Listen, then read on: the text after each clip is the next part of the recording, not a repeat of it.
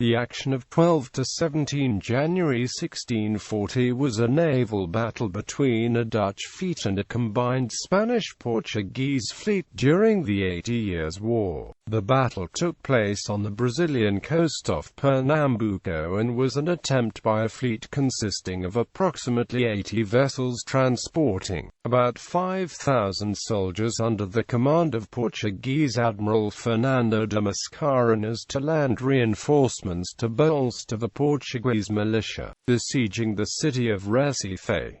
On the 12th of January this fleet was intercepted by a Dutch task force of about 40 ships commanded by Willem Loos. The ensuing battle lasted with occasional breaks until the evening of the 17th of January, when the Spanish and Portuguese fleet retreated and sailed away to the north. Background: about 30 Spanish and Portuguese vessels under Admiral Don Lope de Hosses arrived off the Dutch Brazil in November 1635. Although the fleet failed to overrun Pernambuco, supplies on 2,500 Spanish, Portuguese, and Neapolitan reinforcements were successfully landed at the lagunas under General Luis de Rojas. The Dutch vessels in the area were driven off and de Hosses spent some months escorting a sugar convoy to the Spanish Main and preparing a counter-invasion of the Dutch-held island of Curaçao, which was finally abandoned because the siege train was lost in a wreck.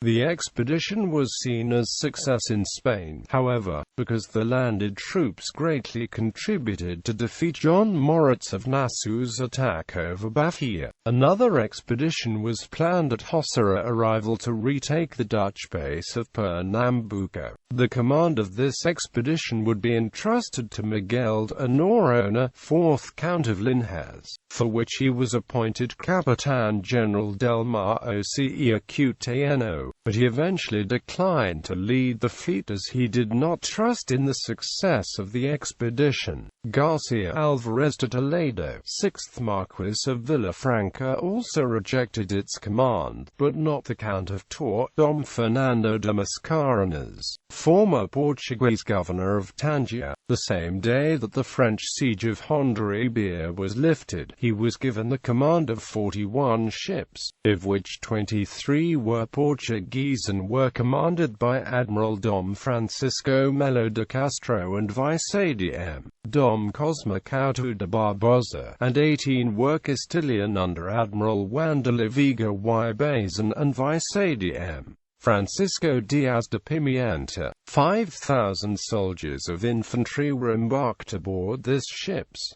Half of them were of the Tercio de Anfibios, a unit specialized in the naval fighting. The fleet stopped at the islands of Cape Verde, where an epidemic struck the crews of the ships, resulting in the death of 3,000 men and a number plus larger of incapacitated at the arrival of the fleet to Salvador da Bahia. Mascarenhas, ignoring his orders for an immediate assault upon Recife, spent about a year in the town before set sail again, which was done in January 1640 with the intention of land 1,200 soldiers under Luis Barbalo Bezerra to reinforce the Portuguese guerrilla surrounding the Dutch garrison of Pernambuco. Battle. A Dutch fleet of 36 ships under Admiral Willem Cornelis Loos and Vice-Adm. Jacob Huygens emerged from Recife and intercepted the Spanish-Portuguese fleet between Tamaracá and Guiana on the 12th of January, before any attempt of disembarkation could be effected. The battle degenerated in a confused melee in which Loos lost 2 of his vessels, while Loos himself was killed aboard his flagship. While confronting Mascarenhas' flagship, some Dutch ships managed to approach and disengage it from the Spanish flagship, but the vessel sank, taking down the Admiral. Another Dutch ship, the Alamaar, was riddled by the Spanish guns and nearly sank, being unable to continue the pursuit. Vice-Adm. Jansz, now aboard Loos' former flagship the FAAM, continued the chase and the action was resumed the following day between Guyana and Cabo Branco. The Dutch fought a long-range battle using the superior artillery, but the only ship lost that day was the Dutch Soleil Brilliant, badly damaged and sank with its commander and 44 soldiers. On the 14th of January Jansz renewed the attack off Paraíba.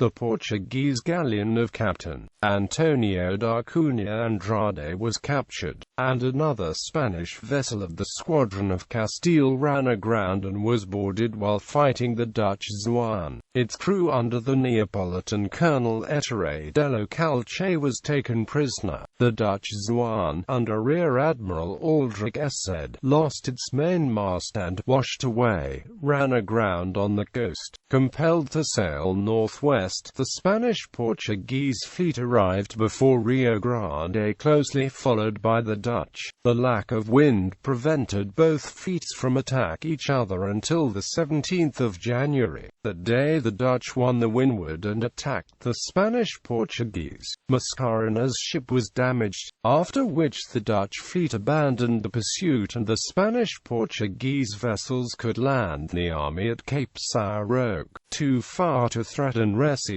Although the battle had been largely indecisive, the Dutch objective of impede the Spanish disembarkation near Recife was accomplished. The behavior of 3 captains in the battle, nevertheless, displeased the Count of Nassau, who condemned them to death for not fulfilling his military duties in front of the galleons of Spain. Mascarenhas was also punished, being arrested upon his arrival on Spain. Aftermath. The Dutch garrison of Recife was increased in March 1640 by 2,500 soldiers carried aboard 28 ships under Amirals Cornelis Jol and Jan Lichthart, who was in charge of naval operations to disrupt the Portuguese sugar trade. In December Portugal revolted against the Spanish Habsburg rule, proclaiming the 7th Duke of Bragança as King João IV in place of Philip IV of Spain. Although the Dutch welcomed the news of the revolt, expecting the Portuguese to become their allies, this did not happen, as the Dutch had no wish to restore the occupied territories to Portugal. Recife served as base for an expedition under Jol and Lichthart in 1641, to seize Portugal's slaving depots in Angola before any treaty could be concluded in Europe. And despite a 10-year truce between both countries that was signed on the 12th of June, the hostilities continued, resulting in the expulsion of the Dutch from Brazil in 1654. Bibliography. Cesareo Fernandez Duro, Armada Española desde la Unión de los Reinos de Castilla y de León, Volume IV, S. Tipográficos Susors de Rivadini, Madrid, 1898. Leclerc, Jean. Histoire des Provinces Unies des Pays-Bas, depuis la naissance de la République jusqu'à la paix de Trachtenham, le traité de la Barrière en 1716. Avec les principales médailles. Explication. Volume 2. L'Honoré et Chatelain, 1728. Marley, David. Wars of the Americas, A Chronology of Armed Conflict in the New World, 1492 to the Present. ABC Clio, 2008. ISBN 9780874368376. Warnzink, J. C. M. van Vloedvoogden ens Eastlagen, Amsterdam, 1940.